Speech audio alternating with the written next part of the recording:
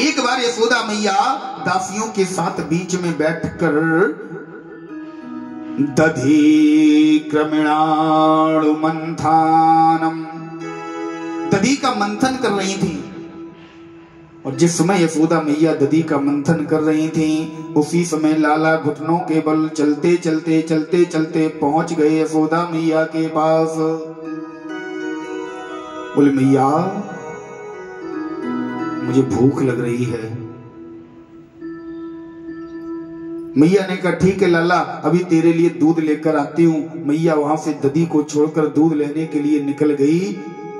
तब तक लाला ने क्या देखा, एक पत्थर का टुकड़ा पास में पड़ा हुआ है। उसी पत्थर के टुकड़े को उठाया, जिस मटकी में मैया दधी का मंथन कर रही थी उसी मटकी पर जाकर मार दिया।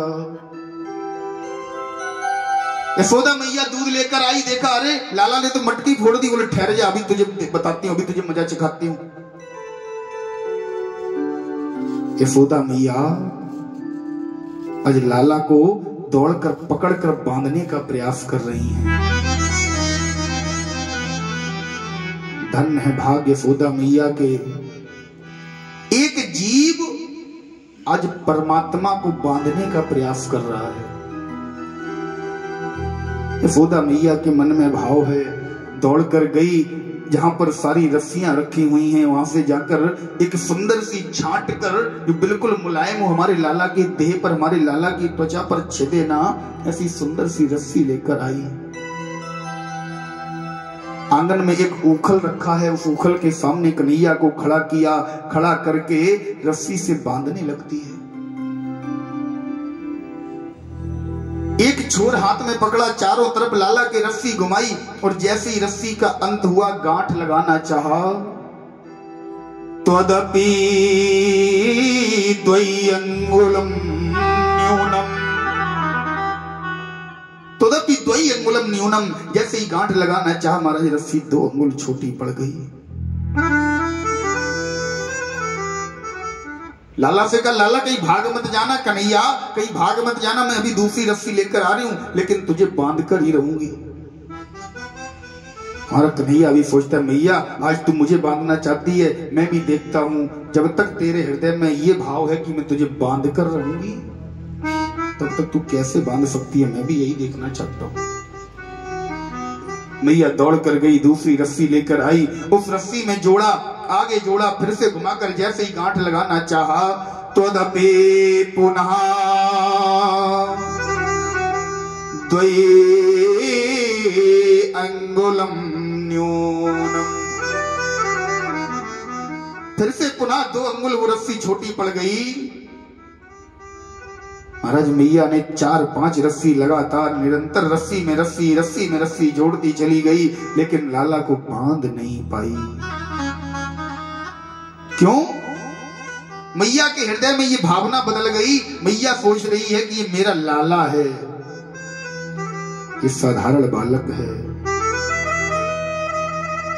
मैया मन में इस भाव को लेकर माधव को बांध रही है कि मैं तुझे बांधकर ही मानूंगी। निरंतर रस्सी जोड़ने के बाद जब मैया नहीं बांध पाई, मैया ने लाला की तरफ देखा, बोले लाला मैं जानती हूं तुम कौन हो। लोचन अभिरामा तनो घनश्यामा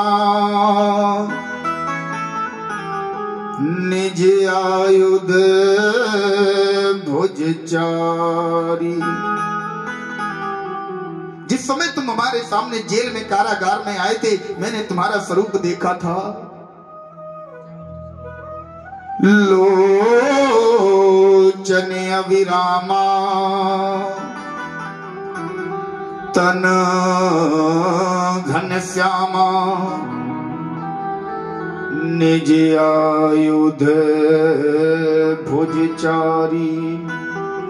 उस समय मैंने तुम्हारे दिव्य स्वरूप के दर्शन किए थे कन्हैया, मैं भली भांति जानती हूं तुम कौन हो, और लेकिन मुझे ऐसा लग रहा है कि तू बदल गया। कन्हैया ने कहा मैया मैं बदल गया? बोले हाँ मुझे लग रहा है तू बदल गया। क्यों? लाला, जिस समय मैंने तुझे वहां पर कारागार में कहा था कि कन्हैया माता पुण्य बोली सो मत डोली, तजहु तात यह रूपा। मैंने तुमसे केवल एक बार कहा था कन्हैया मुझे तुम्हारा ये रूप नहीं चाहिए, इस रूप का त्याग करो। कि जैसे सुलीला अति प्रियशीला, यह सुख परमो अनुपा। मैंने तुमसे केवल एक बार कहा कि तुम मेरे सामने शिशु लीलाएं करो, तुमने केवल एक बार सुनने मात्र से तुरंत अपना चतुर्भुजी स्वरूप त्याग कर कन्हैया सुनी बचन सुजाना, रोदन ठाना, होए बालक सुरभूपा। कन्हैया मुझे आज समझ आ गया तू बदल गया, तू मेरा वो पुराना वाला कन्हैया नहीं रहा जो मेरा एक बात सुनने मात्र से मैंने एक शब्द कह दिया कि कन्हैया इस स्वरूप को छोड़ दे, बालक बन जा, शिशु लीलाएं मेरे सामने कर। तू तुरंत वहीं कारागार में अपने चतुर्भुजी स्वरूप को छोड़कर, अपने अक्षमाला को, अपने आयुधों को छोड़कर तुरंत छोटा सा बालक बन गया था, शिशु लीलाएं करने लगा था। तुरंत तू वहीं रोने लगा था और आज उन्हीं शिशु लीलाओं के अंदर मैं तुझे बांधना चाह रही हूं तो तू मुझे अपनी अकड़ दिखा रहा है, तू ब्रह्म होने का एहसास दिला रहा है। कन्हैया मैं भली भांति जानती हूं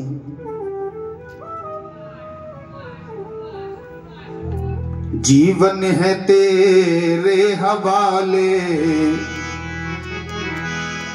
जीवन है तेरे हवाले मुरलिया वाले, जीवन जीवन है तेरे हवाले मुरलिया वाले, जीवन है तेरे हवाले मुरलिया वाले।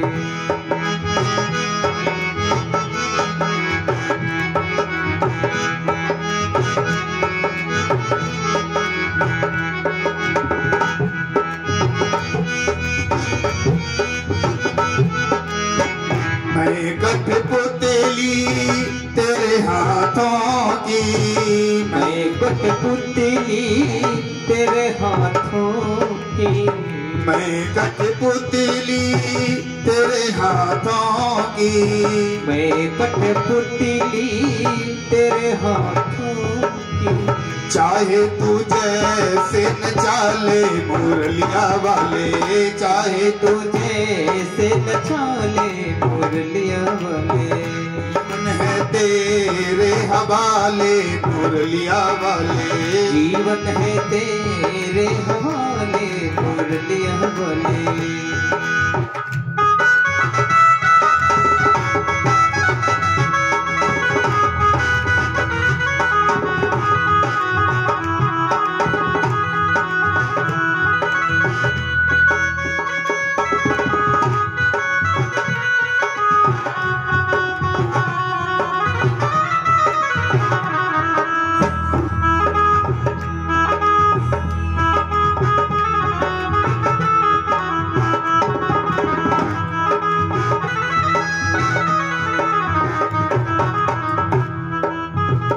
सभी भाव से गाएंगे।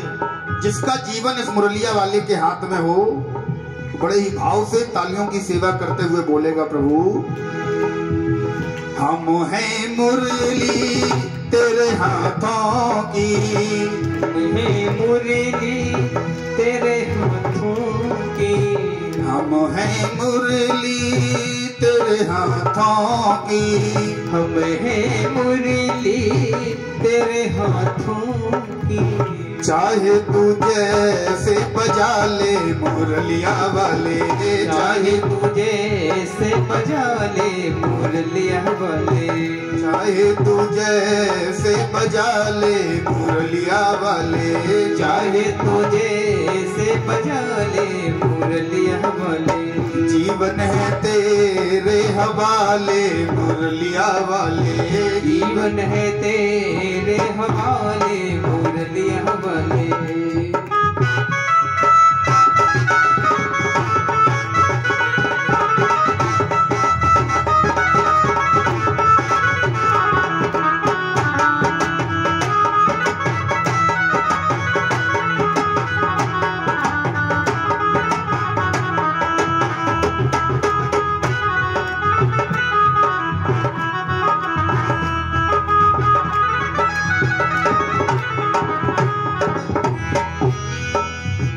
मेरे अपने हुए बेगाने, मेरे अपने हुए बेगाने। मोहन अब केवल एक सहारा है, एक ही मुझे आस है।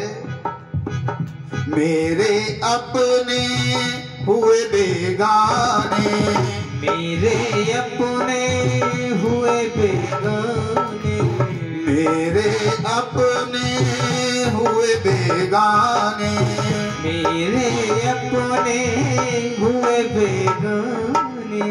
अब तू अपना बना ले मुरलिया वाले, अब तू अपना बना ले मुरलिया वाले, जीवन है तेरे हवाले मुरलिया वाले, जीवन है तेरे हवाले मुरलिया वाले, जीवन है तेरे हवाले मुरलिया वाले, जीवन है तेरे हवाले मुरलिया वाले।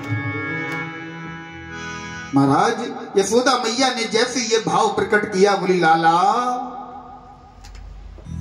हमारे अंदर ये अहंकार नहीं है।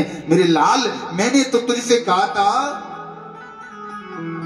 कि जैसे सुलीला अति प्रिय शीला। अच्छा यहां से एक भाव और निकल रहा है। बोले महाराज जिस समय मैया ने परमात्मा से परब्रह्म परमात्मा जिसकी केवल कृपा दृष्टि से सकल जगत को पलते देखा, ऐसे परमात्मा से जिस समय मैया ने आदेश दिया, बोले प्रभु अगर तुम मेरे बालक बनना चाहते हो, मैं तुम्हारी मैया हूं, तो मेरा आदेश है कीजिए इसे सुलीला। और मैया के एक आदेश पर, एक बात पर, एक वाक्य पर एक ही बार मैया ने कहा, तुरंत त्रिभुवन का पति, 14 भुवनों का स्वामी, त्रिलोकी का स्वामी, एक छोटा सा बालक बनकर सुन बचन सुजाना रोदन ठाना, एक छोटा सा बालक बन गया।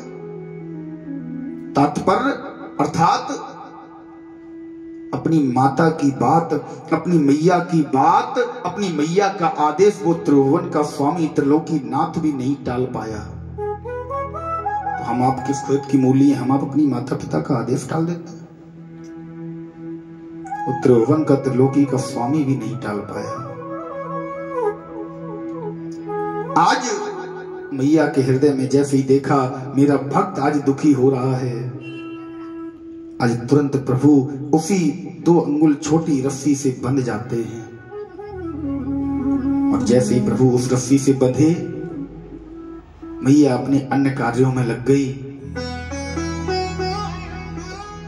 प्रभु को जो लीला करनी थी, प्रभु ने धीरे से आगे बढ़कर उस ऊखल को गिराया, और उस ऊखल को गिराकर प्रभु घुटनों के बल चलते जा रहे हैं, चलते जा रहे हैं।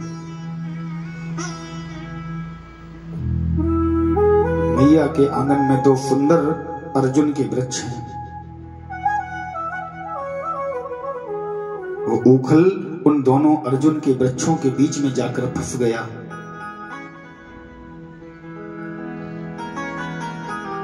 कहीं कहीं लोग कहते हैं, बोले महाराज अर्जुन कहीं नहीं, यमला अर्जुन के वृक्ष थे। ये यमला अर्जुन क्या है? यमल माने होता है जोड़ा।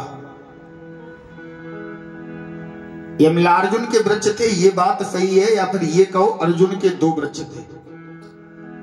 अर्जुन के 2 वृक्ष अथवा यमला अर्जुन के वृक्ष। कुछ लोग बोल देते हैं यमलार्जुन के 2 वृक्ष थे। यमलार्जुन के 2 वृक्ष होंगे तो 2 दूना 4 हो जाएंगे फिर, क्योंकि यमल माने जोड़ा होता है साहब। इसलिए यमलार्जुन के वृक्षों के बीच में, अर्जुन के दोनों वृक्षों के बीच में वो उखल जैसे ही फंसा। कन्हैया आगे बढ़ना चाहता है, माधव आगे बढ़ना चाहता है, बढ़ नहीं पा रहा, क्योंकि उस उखल से हमारा माधव बंधा हुआ है। थोड़ा सा झटका, जैसे ही जरा सा झटका आज कन्हैया ने दिया, ये तुरंत दोनों वृक्ष धड़ाम से पृथ्वी पर गिर पड़े और इनमें से सुंदर 2 पुरुष प्रकट हो गए। परीक्षित जी ने प्रश्न कर दिया, बोले हे सुखदेव जी महाराज, ये दोनों पुरुष थे कौन?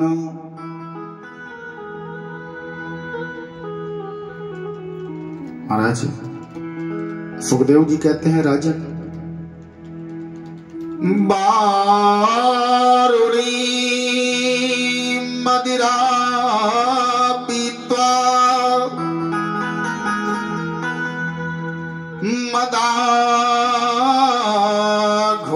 मदाघूर्णित लोचनो रुद्रस्यानुचरो भूत्वा सोद्रसोश्यापात्वसः।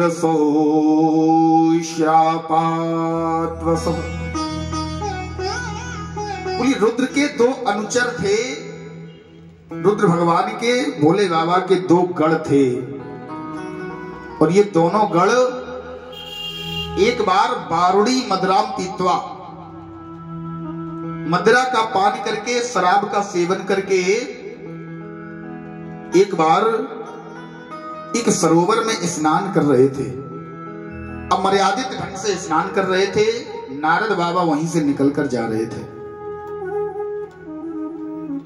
इन दोनों ने नारद बाबा को देखा, अपने घमंड में चूर हैं, न तो नारद बाबा को प्रणाम किया, न मर्यादा से बाहर निकल कर आए। नारद बाबा ने जैसे इन दोनों को देखा तुरंत श्राप दे दिया, तुम दोनों मदिरा के बसीभूत होकर, मदांध होकर जड़ की भांति खड़े हो। तुमने ना तो ऋषि का सम्मान किया, ना तुमने इस अमर्यादित ढंग से बाहर निकलने का प्रयास किया। जाओ, तुम दोनों जड़ हो जाओगे। और जैसे ही श्राप दिया महाराज, नशा तुरंत उतर गया। दोनों चरणों में लेट गए, बोले बाबा हमसे भूल हो गई, हमें माफ कर दो। बाबा ने वही वरदान दे दिया, जाओ। जब जदवंश कृष्ण अवतारा, आई हरन महामही भार। यदुवंश में कृष्ण अवतार में जब प्रभु आएंगे, वहां पर तुम्हारा उद्धार अवश्य होगा। भगवान ने त्रिलावत, तारका महाराज, अनेका अनेक धेनुकासुर आदि अनेक दैत्यों का प्रभु ने उद्धार किया। एक फल विक्रणी पर प्रभु ने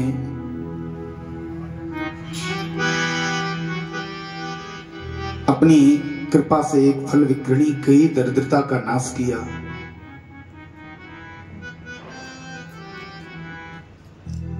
महाराज श्री सुखदेव जी से परीक्षित जी प्रश्न करते हैं, बोले राजन हमने अनेका अनेक प्रकार से तुम्हें माधव की, कन्हैया की बड़ी ही सुंदर चर्चाओं को सुनाया। इन चर्चाओं से तुम्हारे हृदय में क्या परिवर्तन हुआ? परीक्षित जी कहते हैं, प्रभु मेरा भाव तो यही कहता है कि हमारा माधव प्रत्येक समय, प्रत्येक वक्त किसी न किसी रूप में अपने भक्तों के बीच में आने के लिए तत्पर रहता है। श्री परीक्षित जी से कहते हैं, सुखदेव जी राजन, अगर व्यक्ति का भाव है तो माधव किसी न किसी प्रकार से, किसी न किसी रूप में अपने सभी भक्तों पर बराबर प्रकार से दया करता है, बराबर प्रकार से सभी भक्तों को एक स्वरूप में प्रेम करता है। इस संसार के किसी भी रिश्ते नाते में वो निश्चल प्रेम नहीं है जितना माधव अपने समस्त बालकों से करता है। एक बड़ा सुंदर दृष्टांत आता है।